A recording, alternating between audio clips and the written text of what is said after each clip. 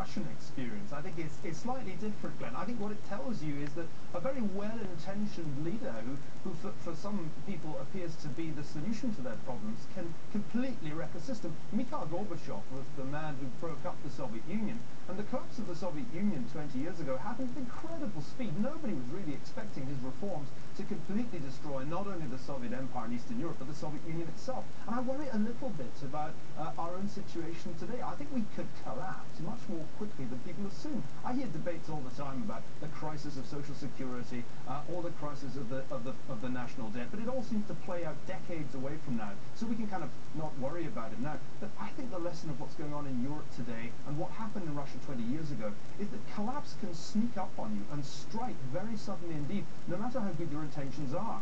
I want to go back to this question of how do you actually reconnect the politicians to the aspirations of ordinary Americans, because I pin my faith on those. Ordinary Americans fundamentally don't want socialism, they don't even want Keynesianism, they don't want big deficits, and they do want small government. That is still the case, unlike in Europe, unlike in Russia, and certainly unlike in China.